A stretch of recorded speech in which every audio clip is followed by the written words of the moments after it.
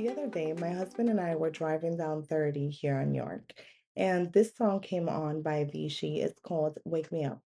And let me tell you, it took me back to my 20s. It took me back to being 24 again at a brunch, before kids, before a husband, before mortgage, before all the responsibilities that life brings. It took me back to being at brunch with a drink in my hand, or even not even because I didn't really drink that much, but just closing my eyes and dancing like nobody was watching. And for those three something minutes that the song went on, I remembered that light feeling of carelessness. I remembered just dancing. I remember not caring about absolutely anything. And then I thought, wow, I miss her. I miss her. Amiga, welcome back to the tea table. Please grab your favorite drink because we have to talk about this. Welcome back. And for those of you who are new, my name is Shayla. I am the host of the tea table, and I'm so glad you're here. I really want to hear what you have to say about this. I hope you stay. When I thought about that song, the first thing that came to mind was, what did I miss? And I truly missed the lightness of carelessness. I think, if that makes sense. Um, I missed being able to go somewhere. So picture this. I was in my 20s, pre-kids, pre-mortgage, pre-everything. I was in my 20s in New York City. If you live in New York City, you already know what that's like, especially in the summer. So I would go from work to happy hour, bar hopping, get home at 2, 3 in the morning, go to bed at 4, wake up at 10 and go to brunch, and then do it again on Sunday. And I would do this and then go to work on Monday like nothing happened. Mind you, just to preface, this was before church, so the activities were different.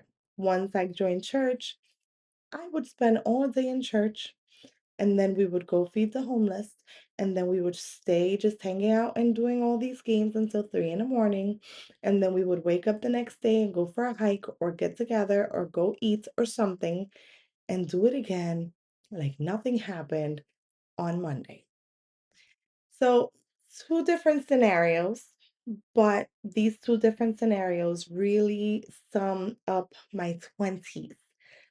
Let me tell you, I enjoyed the crap out of my 20s. Yo disfruté esos 20 como que el mundo se iba a acabar. Yo lo disfruté, yo me sentí, aunque habían problemas, aunque habían cosas por el cual hoy lo pienso y me da vergüenza, but I was young, right? Aunque hay veces que en los 20 tú te sientes como que el mundo se te está acabando. I thoroughly lived and loved my 20s. It was that feeling of carelessness, of selfishness, because I didn't have to worry about anybody but myself. I didn't have calendars planned.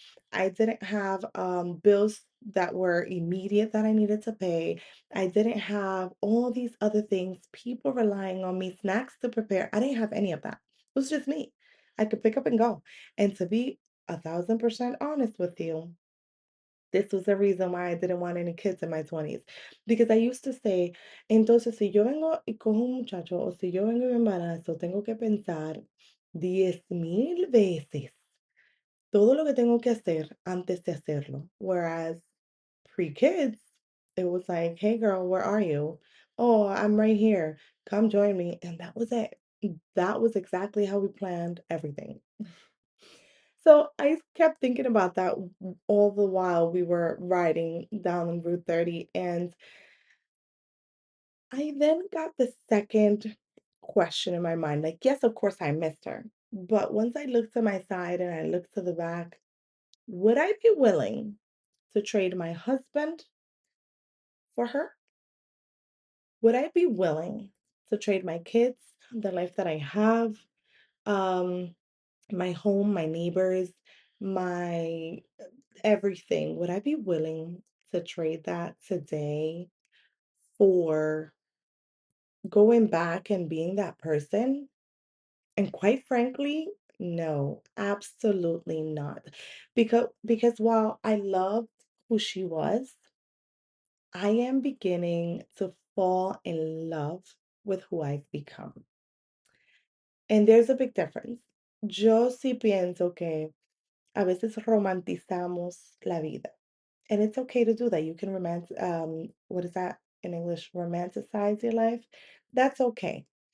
However, the reality of life is quite different. And cuando nosotros nos sentamos aquí a pensar en quién éramos y quién somos, a veces pensamos que la vida nos ha ido mal, cuando en realidad creo que todo lo que nos pasó nos ha preparado para estar donde estamos. Now, why do I say that? I say that because where I loved doing all these things and where I loved just enjoying and partying and dancing like nobody was watching, there is so much wisdom that I have now. I've learned from time um, how to keep my mouth shut, how to control my emotions. Because 20 Shayla thought it was okay to say whatever came to mind. And 30s Shayla is now like, okay, let me think this because the moment it comes out of my mouth, I can't take it back. So 20s taught me how to do that. And it taught me how to control my emotions. There was one time in my 20s, and I don't know if I should be saying this, but I am going to say this. There was one time in my 20s where, of course, alcohol was involved, so don't drink too much.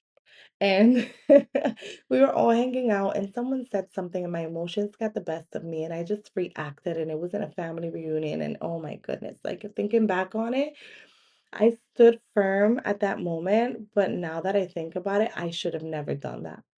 I should have never done that. It's something that me today, where I am today, I will never do. I'll walk away. It's not worth it. But all of that to say is, what about that girl did I really miss? Like, what was it about being in my 20s and about listening to that song that made me want to go back in essence? And quite frankly, it wasn't, it wasn't being there. It was the feeling of lightness. It was the feeling of, okay, great. Life is good. Let's move forward. Let's enjoy what we're doing. I think that's what I miss. I miss enjoying the moments without having to plan for it or enjoying the moment without thinking ahead. Just being in the moment. I think that's really what I missed. And when I thought of myself dancing to that song, I thought of how present I was. And now it's very difficult for me to be present anywhere. I don't know if you can relate to this. I don't know if you find yourself as a mom, as a person, who has changed just being somewhere and kind of thinking of what comes next as opposed to just enjoying what it is. So I think I miss that above all. I miss being able to just be present and just be in the moment, because every new version of us requires being present. What do I mean by this? Every new version of us requires letting go of something and being present in that moment. For example, I am not the same person that I was when I was 19, 18, just graduated high school, going into college. I was not the same person. I was not the same person at 21 when I was fully an adult that I was when I just entered college. I was not the same person at 24. I was not the same person. So you get where I'm going with this. And every version requires for you to let go of who you were and really grasp who you've become. One of the advices that my husband and I like to give newlyweds is that you never get to fully know your partner. You'll never get to fully know your partner. So the person that you met as a friend or as, just getting to know them is not going to be the same person that is going to be your girlfriend or your boyfriend. It's not going to be the same person that's going to be your fiance with the challenges of planning a wedding. It's not going to be the same person that as a newlywed with the challenges of now living together. It's not going to be the same person as when you get pregnant for the first time and all the anxieties that come with it and with a firstborn. Yeah, I'm not the same person that I was with one child that I am with the second or with the third.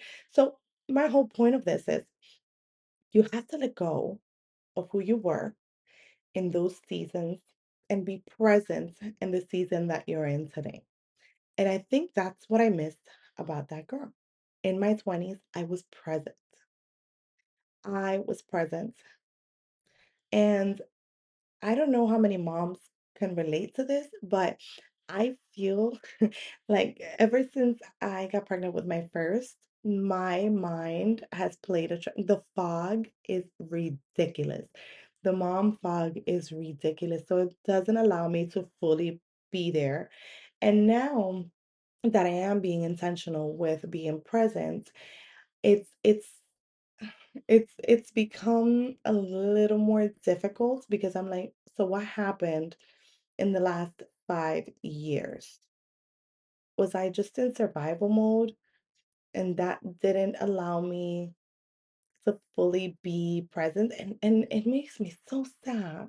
It makes me so sad because, for my kids, right? Because here in survival mode, it just you're doing, and moving and doing and doing and moving, but you're not really enjoying the process. So I'm in a moment now in my life where I'm enjoying the process, or I'm doing the best to enjoy the process because I fully believe that life is very short. And because life is so short, I want to be here while I'm here, if that makes sense. And that requires me letting go of that woman. But how do I now let go of her while also honoring who I was and making sure that I can bring a little bit of that into who I am today? How can I do that? That's the question that came to mind all week, especially after I listened to that song. How do I do that?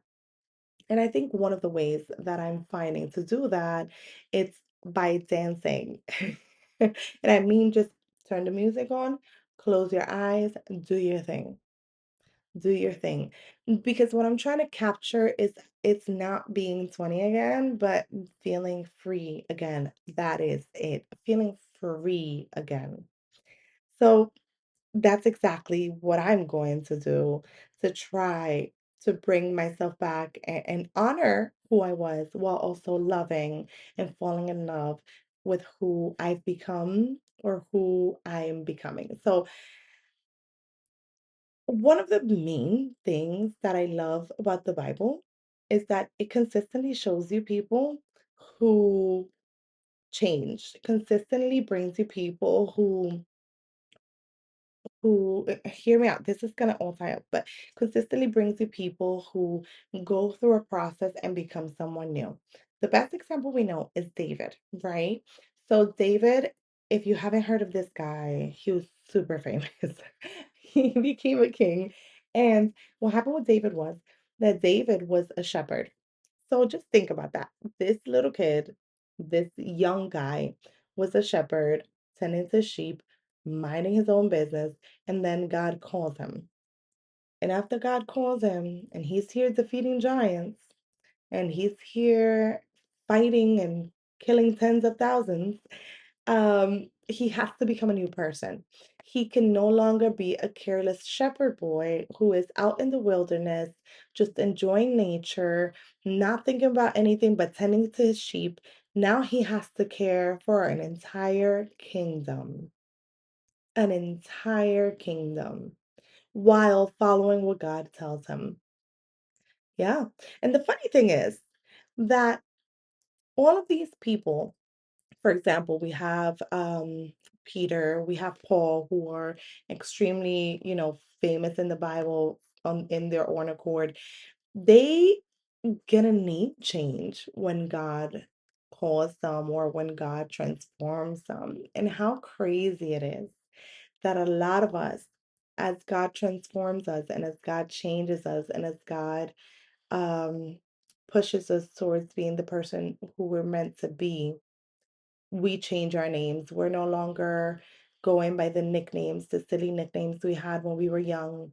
We're no longer going by, the things that we did before. We're now recognized for the new things that we've become. So, like, you know, the Sarai became Sarah. As soon as she started into her purpose, God changed her name. Simon became Peter. Saul became Paul. So, these things change us not only mentally and also physically because we're aging, but they change our personality, right? So these people that I mentioned in the Bible, their personalities were no longer Sarai, they were no longer Simon and it was no longer Saul. They were these brand new entities. And even me, as I changed who I was, my last name changed.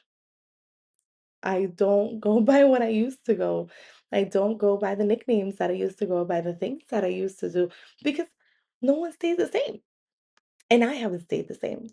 I don't think that I think that God wasn't trying to preserve who I was. It was fun. It was great. It was great while it lasted. But what I've learned as I've gotten older is that God really isn't trying to preserve who I was. He really wasn't. He was just shaping me into who I would become.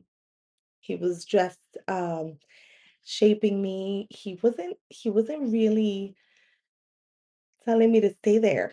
He was saying, great, enjoy it while you're here. But now we've got some work to do. Because while I felt free in my 20s, there was a lot that I needed to fix. There was a lot that I needed to work on. Like I've mentioned before, I needed to work on keeping my mouth shut, walking away from situations, not being so crazy. I was literally called crazy when I was younger. And it wasn't because I was like psychotic or anything, but because I just didn't care. So I did whatever I wanted to do, and I thought and said things out loud that I shouldn't have been saying things aloud. I should have stayed shut. So, you know, God has definitely shaped me into who I would become. And not to say I'm going to stay here because He's still working and we're going to keep changing as we go. Because now that I talk about it, when that song came on and I'm here like trying to enjoy it, it made me smile at her. It made me think of her and want to hug her and thank her. I wanted to thank myself. I wanted to thank 20s Shayla. I wanted I wanted to like stay in that moment and just watch me enjoy life. It was one of those experiences where I just felt so fond of her and I just wanted to hug her and just tell her, wow, you have no idea where you're going. You have no idea where you're going. You have no idea. You have no idea how many of your prayers will come through because, yes, you feel free, but you still want all of this. And here, 10 plus years later, I can tell you, we have made it. I can tell you that we have made it. And all of that is because I've trusted God on what's ahead. So I can't wait. I can't wait um to see who I become in my 40s. Because maybe about being like a brand new person. And I always say that when I'm in my 90s, if God gives me those years, I mean, my grandmother's 94, my grandfather's 100. So I'm expecting to be in this world for a very long time. And if God grants me the opportunity to be in my 90s, I want to be one of those old ladies that wears the brightest colors and doesn't care and has fun and laughs a lot. Like all my laugh lines, I want to keep them just as they are so they can remind me of those days where I laughed and I danced like nobody was watching. I'll always love that girl at brunch dancing with her eyes closed like nobody was watching. I will always love her because she carried dreams that brought me here. She made decisions that built the life I'm living now. And she loved the best she knew how. I Instead of wishing I could become her, I'm at a point where I want to thank her because without that person who was so careless, so free, so selfish in a way, I wouldn't have become and I wouldn't be becoming the woman of God and the woman that he continues to create today. I mean, if you made it this far, I just want you to think about one question. Is there a version of yourself you've been trying to get back to? I want to ask you that because the world keeps telling us that you shouldn't lose who you were. But what if instead of thinking of who we were, we can start embracing who we've become? What if God is inviting you to become someone new instead and to love and honor who you are, but fall in love with who you are today? I'd love to hear your thoughts on this. Please send me a comment. Please shoot me a DM if you'd like to talk about this further. I want to know all about what part you miss and how you're falling in love with who you are today.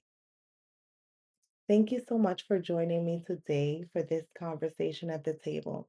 I hope you have a fantastic week, and I hope we are able to continue dancing like nobody is watching and feel free in the new person who we are today.